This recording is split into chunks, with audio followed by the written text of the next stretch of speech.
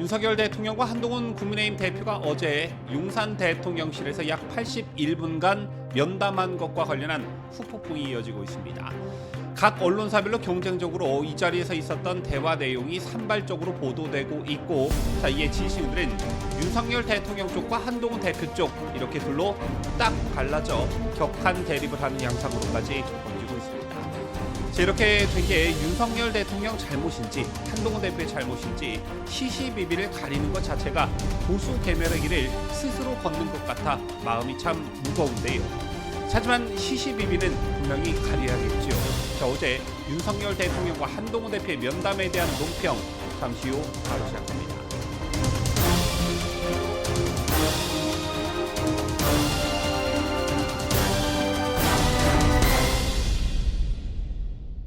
시청자 여러분 안녕하십니까? 뉴스데일리 베스트 미네커입니다. 윤석열 대통령과 한동훈 국민의힘 대표가 어제 용산 대통령실에서 약 80분간 면담한 것을 두고 이런저런 말들이 그야말로 쏟아지고 있습니다. 개인적으로 저는 첫 단추부터 잘못 끼워졌는데 그 결과가 좋을 리 있겠느냐, 이런 말씀을 먼저 드리고 싶은데요. 아시다시피 이번 만남 한동훈 대표의 집요한 독대 요청에 의해 만들어진 그런 자리였습니다. 대통령과 여당 대표가 독대하는 것을 가지고 이렇게나 큰 논란이 있었던 적이 있었나, 이 점을 생각해 보면 아마 유래를 찾기 힘들 듯한데 그 배경엔 한동훈 대표의 언론 플레이가 있었습니다. 아시다시피 한동훈 대표는 독대를 거듭 요청하는 과정에서 김건희 여사 문제 등을 공개적으로 거론하면서 윤 대통령을 지속적으로 압박해왔습니다. 제 같은 한 대표의 언론 플레이에 윤 대통령 입장에서는 이게 달가울 리 없었을 테지만 만나지 않으면 안 되는 상황으로 계속 몰고 갔지요. 윤 대통령과 용산으로서는 아예 한 대표와 만나지 않는 것이 최선의 방법이었겠지만 그럴 수 없는 지경에 이르렀습니다. 그리고 결국 독대가 아닌 면담 형식의 만남이 이루어진 것인데, 그런데 면담 당일 무슨 일이 있었습니까? 이재명 민주당 대표의 여야 대표 회담 제안에 한동훈 대표가 단 3시간 만에 화답하는 일이 있었습니다. 재보궐선거 이후 이재명이 직접 한동훈에게 연락해 만나자고 제안을 했고, 어제 오전에 공개 제안을 했으며, 이 한 대표가 3시간 만에 흔쾌히 응하겠다고 화답을 했다는 것인데, 이게 사실이라고 해도 한동훈이 굳이 대통령과 면담 당일 이 같은 이재명의 제안을 공개 수락할 하등의 이유가 없었습니다. 구체적인 날짜가 잡힌 것도 아니고 말이죠. 따라서 뭔가 정치적 의도가 있지 않았겠느냐, 이런 말이 나올 수밖에 없는 것인데, 용산에 대한 압박, 대통령에 대한 압박의 메시지였다는 해석이 지배적입니다. 이에 대통령실도 불쾌감을 드러냈다고 하는데요. 이런 일련의 과정들을 보면 이 만남은 처음부터 단추가 잘못 끼워졌습니다. 그리고 면담에서 어떤 대화 내용이 있었는지는 잠시 후 살펴보기로 하고, 면담이 끝난 후 한동훈 대표가 보인 행태를 지적하지 않을 수 없습니다.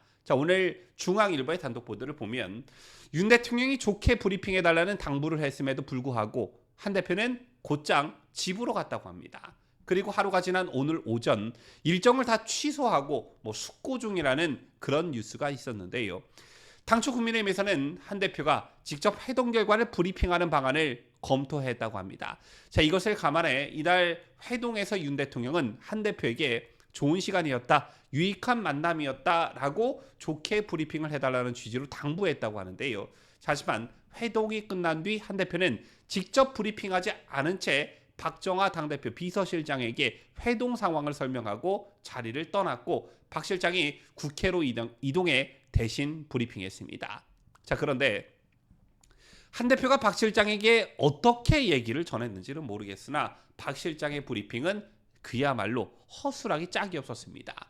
윤 대통령이 답변이나 반응을 묻는 질문에는 제가 대통령이 답변이나 반응을 말하는 것은 적절하지 않다라면서 용산을 취재하는 게 맞다라고만 했고요. 전반적인 면담 분위기에 대해서도 제가 배석하지 않아 분위기를 전하지 못한다라는 말로 대신했습니다. 심지어는 회담 직후 의례적으로 말하는 분위기가 화기애애했다라던가 유익한 만남이었다라던가 두 분이 허심탄회한 대화를 나눴다 등의 회동 직후 의뢰하는 그런 설명조차 하지 않았습니다. 그러면 이 당대표 비서실장을 통한 브리핑은 도대체 왜 했냐? 라는 것이죠. 자, 이 중요한 뉴스를 취재하기 위해 박정화 실장의 입만 바라봤던 기자들이 느꼈을 허탈감, 좋은 기사가 나올 리 만무했을 것이고 실제 오늘 부정적인 뉴스로 도배가 되다시피 했습니다. 자, 그렇다면 가장 중요한 문제, 의전이 어떻고 회담 시간은 어떻고 제로 콜라가 나왔네 뭐네 좌석 배치는 어떻게 했네 이런 얘기 말고 어떤 대화가 오갔냐, 정말 소득이 없는 그런 자리였냐, 꼭 그렇지만도 않았다라는 것입니다. 아시다시피 윤 대통령의 화법은 매우 직설적이고 거침이 없는 것으로 잘 알려져 있죠. 자, 이날 한 대표와의 면담 자리에서도 사안별로 대통령이 가지고 있던 생각을 가감없이 전달했습니다. 자, 먼저 한 대표가 대통령실 안에서 김건희 여사와 관련 있는 인사들을 정리해야 한다라고 요구한 데 대해 윤 대통령은 한 대표도 나를 잘 알지 않느냐, 나는 문제가 있는 사람은 정리했던 사람이라며 인적 쇄신은 내가 해야 하는 일이라고 말했습니다. 또한 윤 대통령은 누가 어떤 잘못을 했다고 하면 구체적으로 무슨 행동에 어떤 문제가 있었는지를 이야기해 줘야 조치할 수 있지 않느냐라며 소상히 적어서 정진석 대통령 비서실장과 홍철호 정무수석에게 알려주면 잘 판단해 보겠다라고 대답했다고 합니다. 인사는 대통령의 고유 권한이라는 것을 강조하면서도 문제가 있는 인사가 있다면 그 근거를 가지고 와라. 그러면 그때 내가 잘 판단하겠다. 자, 이런 대통령의 대답. 뭐가 잘못됐냐라는 것입니다. 자, 문화일보 보도에 따르면 한동훈 측이 8명을 실명으로 말해줬다고 하는데요. 그렇다면 이 명단을 받은 대통령이 아무런 검증도 없이 아무런 확인 절차도 없이 그냥 한동훈이 말하는 대로 징계를 하거나 경질을 해야 하는 것인지 이 부분을 지적하지 않을 수가 없는 것입니다. 자, 그리고 그 다음 김건희 여사 문제와 관련해 윤 대통령은 아내가 많이 힘들어하고 있다라며 꼭 필요한 공식 의전 행사가 아니면 이미 활동을 많이 자제하고 있고 앞으로도 활동을 자제하는 것을 보면 알게 될 것이라고 말했습니다. 그러면서 윤 대통령은 전직 영부인들의 관례에 근거해서 김 여사 활동을 많이 줄였는데 그것도 과하다고 하니 이제 더 자제하려고도 한다라고도 했습니다. 다시 한번 읽어드릴까요? 김 여사도 많이 힘들어하고 있다. 꼭 필요한 공식 의전 행사가 아니면 이미 활동을 많이 자제하고 있고 앞으로도 활동을 자제하는 것을 보면 알게 될 것이다. 전직 영부인들의 관례에 근거해서 김 여사 활동을 많이 줄였는데 그것도 과하다고 하니 이제 더 자제하려고 한다. 자, 이거 한동훈 대표가 얻고자 했던 그런 대통령의 모범 답안이 아닌가 싶습니다. 윤 대통령 입장에서는 매우 기분 나쁜 말일 수는 있겠으나 한 대표의 의견을 받아들여 앞으로 더 자제하겠다라고 답을 했습니다. 그런데 자, 이게 성과가 없었다고 과연 말할 부분인지 저는 모르겠고요. 또한 윤 대통령은 한 대표가 대통령실이 김 여사 관련 의혹을 규명하는 절차에 협조해야 한다고 주장한 데 대해서 자, 이미 일부 의혹의 경우에는 검찰 조사가 진행 중이고 의혹이 있으면 막연하게 이야기하지 말고 구체화해서 가져와 달라 이렇게 답했다고 합니다.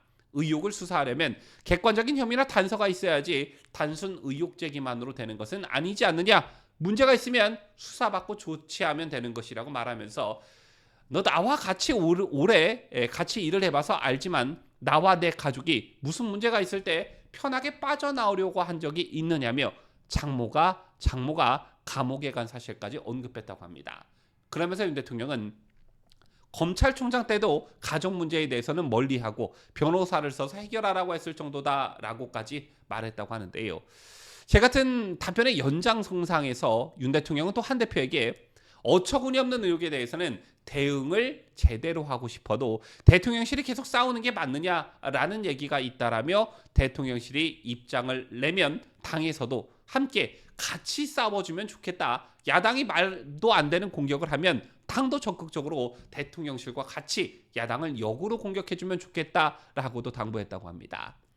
무기력하기 짝이 없는 집권 여당의 현주소를 대통령께서 따끔하게 지적하는 것인데 이 부분에 대해 제 생각을 한번 여러분들께 말해보도록 하겠습니다. 아시다시피 현재 더불어민주당은 독소 조항이 담긴 특검 법안을 계속해서 발의하고 있고 행안부 장관, 방송통신위원장 탄핵도 밀어붙였습니다. 어디 이뿐입니까? 검찰이 김건희 여사 도이치모터스 주가 조작 의혹에 대해 무혐의 처분하자 서울중앙지검장과 검사들을 겁박하고 심지어 수사 지휘권이 없어 책임도 없는 검찰총장을 탄핵하겠다고 으름장까지 놨습니다. 또한 국회 각종 상임위는 거대 의석을 앞세워 일방적이고 편파적인 증인 채택으로 여론전을 펼치는가 하면 이재명 방탄을 위해 맞춤형 법안까지 내고 있습니다. 제 말이 틀린 데가 하나라도 있는지요? 야당이 이처럼 폭주를 거듭하면서 도가 넘는 공세를 펼치고 있지만 아시다시피 국민의힘은 무기력하기 그지없습니다. 머릿수에서 즉 의석수에서 밀린다면 국민을 향해 또는 지지층들을 향해 민주당의 조폭과도 같은 폭주를 널리 알려야 하지만 이런 기본적인 것도 하지 않고 있습니다. 자, 그런데 더욱 심각한 것은 한동훈을 비롯한 소위 친한계 인사들은 야당의 공세에 맞대응하기는커녕 오히려 대통령실과 영부인을 공격하기 바쁜 형국입니다. 이게 야당으로서는 얼마나 반길 일이냐라는 것이죠. 집권여당 대표라는 사람이 그리고 그 주변에 있는 핵심 참모들이라는 사람들이 이러고들 있으니 민주당이 역풍 걱정 없이 탄핵과 특검을 남발하는 것 아니냐는 겁니다. 자, 최근 저도 주변에 이런 얘기를 많이 듣습니다만 최근 한 대표의 발언들을 보면 한동훈이 민주당 대표인지 국민의힘 대표인지 모를 지경이고 한 발 더 나아가 이준석, 유승민보다 한동훈이 더하다 이런 말씀하시는 분들 정말 많이 계십니다. 자, 이런 한동훈을 가지고 윤석열 대통령이 모든 걸 양보하고 품어라. 여러분 같으면 품겠냐라는 질문을 드리면서 뉴스를 마치도록 하겠습니다. 지금까지 저는 자유대한민국을 수호하는 뉴스데일리 베스트 민앵커였습니다.